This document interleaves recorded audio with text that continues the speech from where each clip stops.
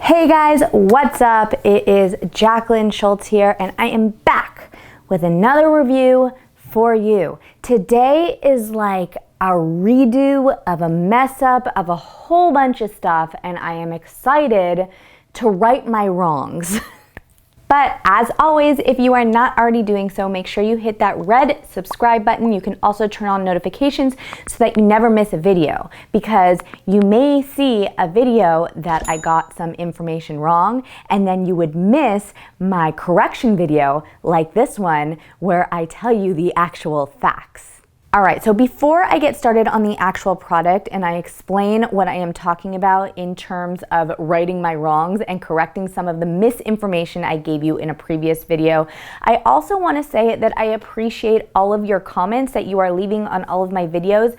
I saw that a lot of you are commenting on the picture quality of my videos, and you are saying that it is worse quality than my vlogs on the other channel. And I'm thinking to myself, you are absolutely right, and I have no idea why. I am actually using a way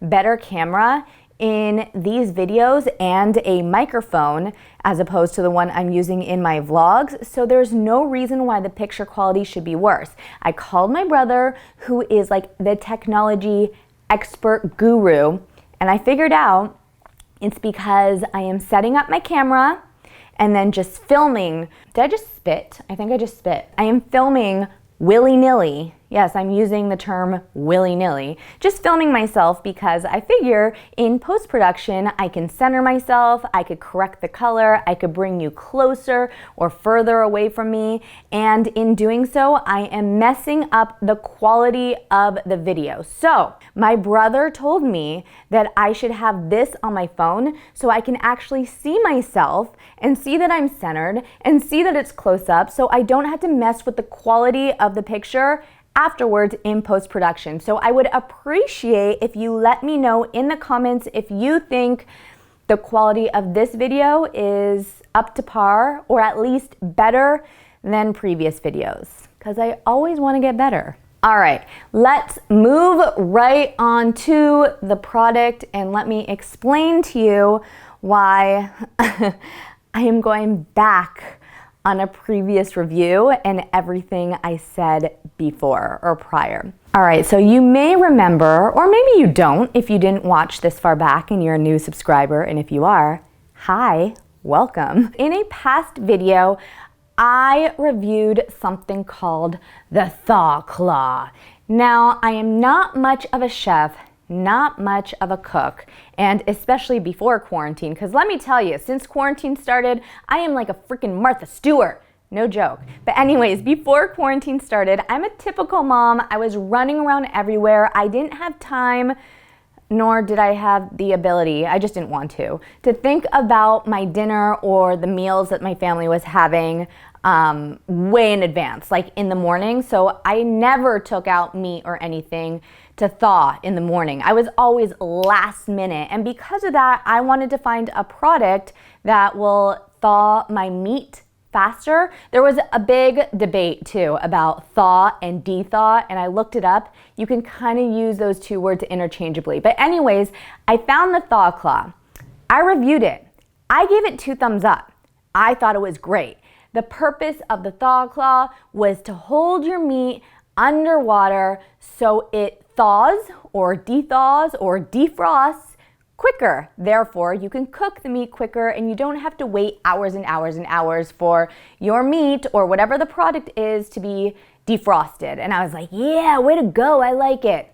Anyways, as always, you guys spoke up. I saw your comments. You were loud and clear. There were major problems with the Thaw Claw that I didn't really see as an issue until I started reading your comments. You said, number 1, that I should not be putting my meat under warm water or hot water because it could breed bacteria. I actually looked it up afterwards, and I think you are absolutely right. That's not to say that we couldn't put it under cool water and it wouldn't breed as much bacteria, but that's not what I tried. I tried warm water and hot water so that it would defrost faster. We also saw with the Thaw Claw that when it held certain packages of meat underwater, if they were not completely sealed, then water got into the meat, which isn't like a huge problem, but that also means that bacteria or meat nastiness was probably seeping out of the package in the water in my sink, which is nasty and disgusting, and you would have to like clean and disinfect and bleach your sink every time you used it. So, knowing all that, I'm going backwards and I'm saying we need to look for another item that defrosts our food quicker. That is where this product comes in. This is a thawing tray. There are a ton of these on the market. If you go look on Amazon, you can see them everywhere. There are a lot of them. As a matter of fact, there is even an as seen on TV product that is pretty much, I think, exactly the same as this. I also saw ads on Instagram and Facebook, so I was like, why not give it a try? The defrosting tray that I personally decided to spend my money on from Amazon is the Evolet's new meat defrosting tray. Thaws fast, large size, no microwave, electricity. The reason why I decided to purchase this one and not the as seen on TV one or any of the other ones that were listed on Amazon was because this one was Amazon's choice for Miracle Thaw. It also had 376 reviews or ratings and 4 stars. So it was one of the most rated, most purchased, and Amazon's choice. So I thought, let's give this one a try. Now, as I said, it is supposed to defrost your meat or I guess anything else quickly. I even saw on an advertisement on Facebook and Instagram that you can put an ice cube and it will melt like instantly. So I'm assuming anything will defrost on here quicker than if you put it on another surface. Therefore, I went and looked up what this tray is made out of. It says that these trays are made out of aluminum. Defrosting trays are typically made of aluminum, which is the thermally conductive material that draws heat from the air and allows it to transfer to food, resulting in rapid thawing. Does that just mean that I can get some aluminum foil and like place it on the surface of my counter and just put meat on there? That might be what it means. I didn't try that. But either way, like I don't want to waste a bunch of aluminum foil. So if this worked, then I feel like this is a better option anyways. Let me tell you, one thing I do love about this is how thin and lightweight it is, so you can store it really, really easily. It also says that you can wash it in a dishwasher. You can wash it by hand. I love anything that will go in my dishwasher, so I don't have to wash things by hand. But just so you know, you cannot, do not, no, put this in a microwave. It is not microwave safe. It will explode. It will blow up. For lunch, we decided to have hamburgers, and then I also wanted to cook lamb for dinner. So that is what I decided to try out, which I feel like is good to try out on there because the hamburgers are relatively thin. I knew it would defrost quickly. The lamb, though, is thick AF. So I wanted to see how quickly those pieces of lamb would defrost, because if those defrosted quickly, then pretty much anything else would defrost pretty quickly. I put the lamb and the burger on a plate like I always do when I'm defrosting it, and then I put the other piece of lamb and the hamburger on this tray and I just let it go. I decided to check back, set a timer every 15 minutes so I can see the progress and kind of compare the tray meat to the plate meat.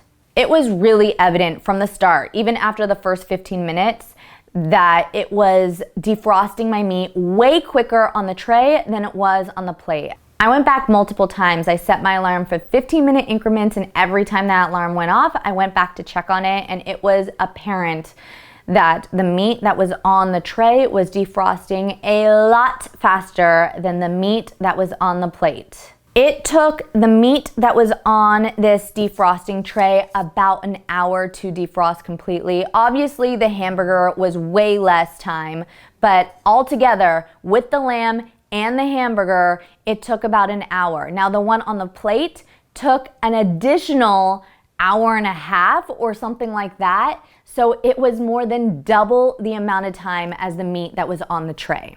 So if you ask me, after my little test, my science experiment, I would say that putting meat or maybe anything else on this tray definitely causes it to defrost faster or more quickly than if you were to put it on the counter or on a plate or wherever else you put your frosty meat.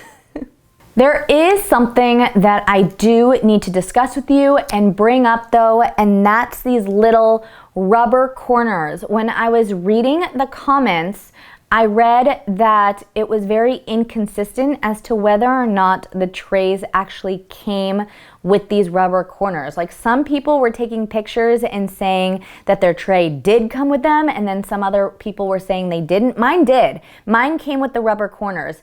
I don't know if it doesn't work without them, or if it does work without them, if you need them, if you don't need them, but I know I have a follower, a subscriber, Patricia Gallant, I think that's who messaged me, but she said apparently this tray does not work if it is just flat on your counter or flat on the surface, and it needs to be raised up a little bit, which is why they have these little rubber corners that you attach onto it. I mean, these corners don't bug me, but I can see how they would bug some people because they come off and on, or you might lose them. I don't mind because I just stuck them in the dishwasher and then stuck them back on. But if you're really worried about losing these corners, or your tray doesn't have corners that come with it, then I went on Amazon and I looked at these little rubber pegs, and I would say you can just Gorilla Glue or super glue them onto the bottom, and then you never have to worry about it. So it's raised off the surface and you have those little pegs that are stuck to it, and then you don't have to worry about losing these corners. No big deal. If it works and it makes your life easier and it takes an hour and a half off of prep time, then why not, right? The only thing that I foresee being an issue, the only problem I would fix, and it has nothing to do with these little rubber corners because I don't mind them, is there's no lip on the end or edge of this tray, or there's no divot on the end. And the reason why that could be a problem, it wasn't when I was defrosting my meat, but it could be a problem because if you had a really icy piece of meat, or you had a bunch of them on there and it was just like overflowing with liquid that came off of it when it defrosted, then it could perhaps go on your counter, which is yucky and nasty and unsanitary. So that's my issue issue with it. Not that I experienced it, I'm just thinking ahead at what could possibly be a problem in the future. Because I do that now. I think ahead. I'm not an amateur reviewer anymore. I'm a pro now. I mean, maybe I'm not a pro though, and maybe you guys disagree with me, and I would love to hear your input because you put me into my place during that last Thaw Claw review. So let me know in the comments if you think that this is a winner, like I do, if you would actually purchase one, or if you even have experience with one of these or something like this, or you know someone who does, and I am completely wrong, and there are a lot of other issues with it. I feel like that's it. What more can I say about my defrosting tray? If you are interested in taking a deeper look into this product and perhaps purchasing one for yourself or a family member or a friend, I will put the link to this product in my description below. I am also going to put the link to my Amazon shop, which has every product I have reviewed, including the Thaw Claw, and every product that I use on a day-to-day basis. Thank you so much for watching. I will see you again next time, next week, next Friday, for another review. Mwah!